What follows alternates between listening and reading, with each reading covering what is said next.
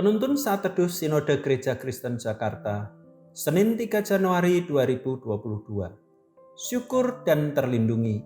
Keluaran pasal 12 ayat 12-14. Sebab pada malam ini aku akan menjalani tanah Mesir, dan semua anak sulung, dari anak manusia sampai anak binatang, akan kubunuh, dan kepada semua allah di Mesir akan kujatuhkan hukuman.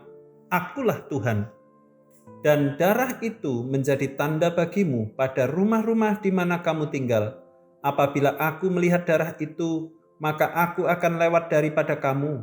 Jadi tidak akan ada tulah kemusnahan di tengah-tengah kamu.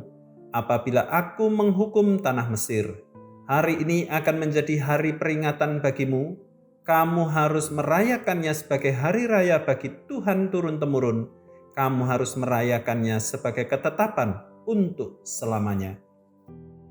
Sejak pandemi ini kita terbiasa dengan istilah terlindungi.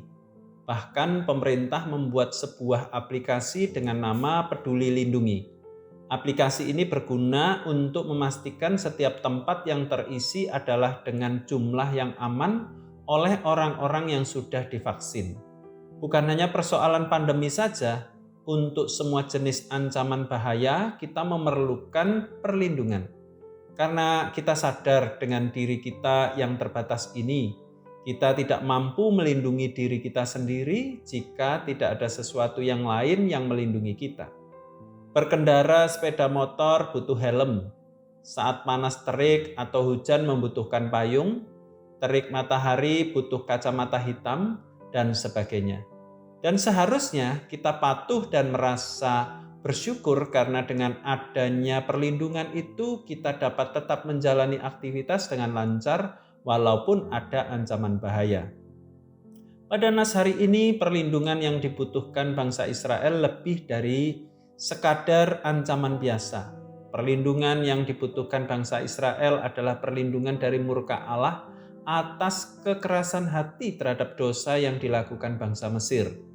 Hukuman Allah dilaksanakan dengan tulah kematian anak sulung.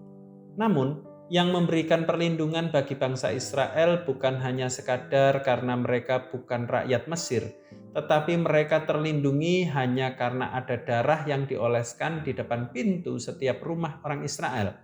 Darah inilah yang memberikan perlindungan atas nyawa mereka agar mereka tidak mengalami hukuman yang begitu mengerikan.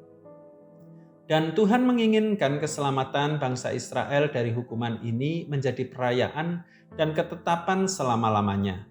Dan mereka merayakan dengan makan Paskah bersama. Mengapa harus dirayakan? Karena dengan merayakan mereka menyadari bahwa perbuatan ini adalah perbuatan ajaib dan perbuatan ini tidak akan pernah mampu dikerjakan oleh kekuatan, kehebatan, kebaikan mereka. Semua karena darah itu yang melindungi mereka sehingga terhindar dari ancaman maut. Itu sebenarnya adalah gambaran darah anak domba dalam Yesus Kristus. Dialah yang disembelih. Darahnya melindungi jiwa kita selamanya. Tanpa darahnya kita akan mengalami hukuman kekal. Dan kita seharusnya merayakan itu dalam hati kita. Bersyukur atas perlindungannya yang hebat dan kenikmatan atas kehadiran kasih-Nya yang dicurahkan senantiasa dalam hidup kita. Kita semua butuh perlindungan, kita sadar kita lemah, kita tidak mampu dan sangat terbatas melindungi diri kita dari hal sederhana sekalipun. Apalagi perlindungan bagi jiwa kita. Kita butuh Kristus yang menebus dan membersihkan dosa kita. Setiap kali kita merayakan dengan perjamuan kudus, seharusnya kita menyadari bahwa karya penyelamatan ini tidak akan pernah mampu dikerjakan oleh kekuatan kita sedikit pun. Semua hanya karena perlindungan dari darah Sang Anak Domba bagi kita. Bersukalah karena Dia. Bersyukurlah untuk darahnya yang melindungi keselamatan jiwamu sampai kepada kekekalan. Tuhan Yesus memberkati.